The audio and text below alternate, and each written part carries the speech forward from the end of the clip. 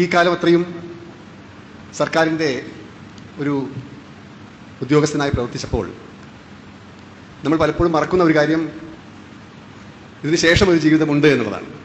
സാധാരണഗതിയിൽ റിട്ടയർ ചെയ്യാൻ പോകുന്ന ആൾക്കാർക്ക് അതിന് മുൻപുള്ള 1-2 മാസം എല്ലാവരും ഒരല്പം സൗകര്യങ്ങളൊക്കെ ചെയ്തു കൊടുക്കും. ഒരല്പം സമയം എടുത്ത് പഴയ സുഹൃത്തുക്കളെ കാണാനും ഓർമ്മകൾ അയവിറക്കാനും എല്ലാം ഉള്ളൊരു സൗകര്യമുണ്ടാവും. ലീവുകൾ ബാക്കിയുണ്ടെങ്കിൽ ലീവ് എടുക്കാം.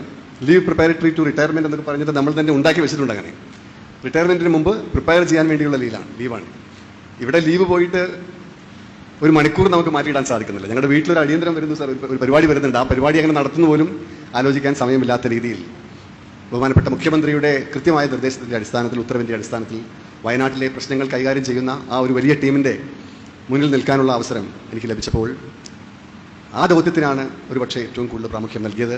അതുകൊണ്ട് തന്നെ ഇന്ന് റിട്ടയർ ചെയ്യാൻ പോകുന്നു എന്നുള്ള കാര്യം പോലും ആലോചിക്കുന്നില്ല. നാളെ രാവിലെ 9 മണിക്ക് എൻ്റെ അവസാനത്തെ റിവ്യൂ മീറ്റിംഗ്, ആ മീറ്റിങ്ങിൽ എന്തെല്ലാം ദൗത്യങ്ങൾ, എന്തെല്ലാം ഉത്തരവാദിത്തങ്ങൾ, എന്തെല്ലാം കാര്യങ്ങൾ, ചുമതലകൾ ഓരോ ആളെയും ഏൽപ്പിക്കണം എന്ന് ഇവിടെ ഒരു നമ്മുടെ വയനാട് കളക്ടർ അവിടെ നിന്ന് ചിരിക്കുന്നുണ്ട്.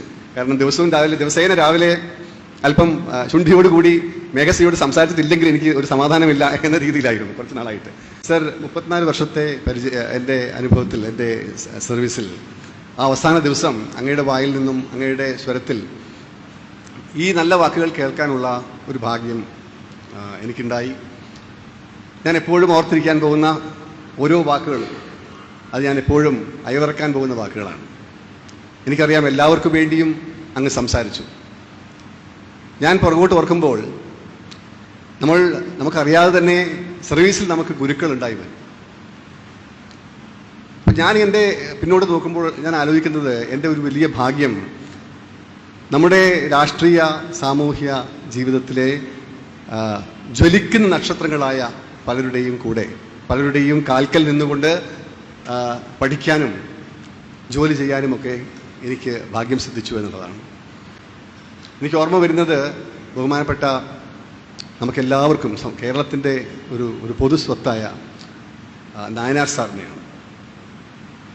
ഒരു ഉദ്യോഗസ്ഥനെ ഒരു മുഖ്യമന്ത്രിയിൽ നിന്നും എടാ എന്നൊക്കെ വിളി കേൾക്കാനുള്ള ഭാഗ്യം എനിക്കാണ് സിദ്ധിച്ചിട്ടുള്ളത്.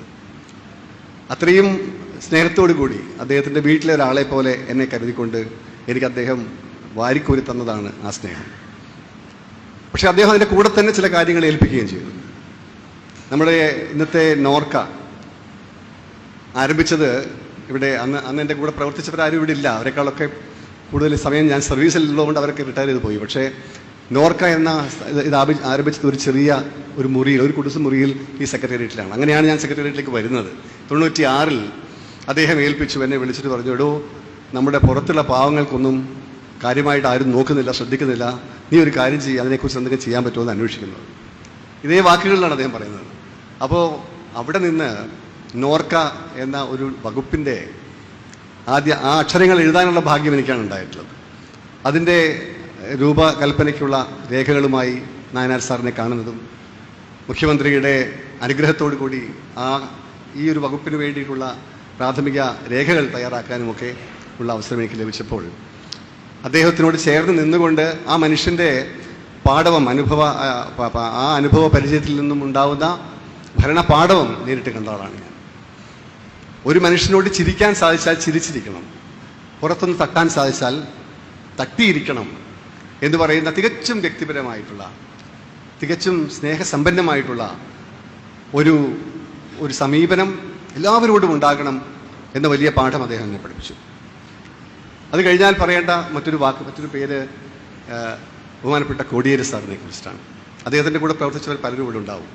കോടിയേരി സാറിൻ്റെ ആ വിശാല മനസ്ക, അദ്ദേഹം ഓരോ കാര്യങ്ങളും സുസൂക്ഷ്മമായി കേൾക്കുകയും കൃത്യമായിട്ടുള്ള നിർദ്ദേശങ്ങൾ തരികയും ചെയ്യാനും, അദ്ദേഹം അറിയാത്ത കാര്യങ്ങൾ പഠിക്കാനുള്ള ജിജ്ഞാസയോടുകൂടി പുതിയ പുതിയ മേഖലകളിലേക്ക് കേരള ടൂറിസം കടക്കുമ്പോൾ അതിന് വേണ്ട അനുഗ്രഹങ്ങളും നിർദ്ദേശങ്ങളും തരികയും ചെയ്ത ആ 5 വർഷം എൻ്റെ മനസ്സിൽ മായാതെ ജ്വലിച്ചു നിൽക്കും. എന്നാൽ ഇതൊക്കെ കഴിഞ്ഞാലും അവസാനം ഞാൻ എത്തി നിൽക്കുക ഇത് നമ്മളെ നയിക്കുന്ന കേരളത്തിൻ്റെ ആദരണീയനായ മുഖ്യമന്ത്രി ശ്രീ പിണറായി വിജയൻ്റെ മുന്നിലാണ്.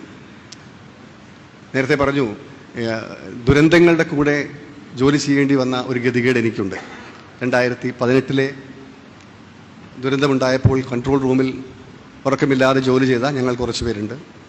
2019 ആയപ്പോഴേക്കും 2 വലിയ ഉരുൾപൊട്ടലുകളുടെ പ്രശ്നങ്ങൾ തീർക്കാൻ വേണ്ടി പോകേണ്ടി വന്നു.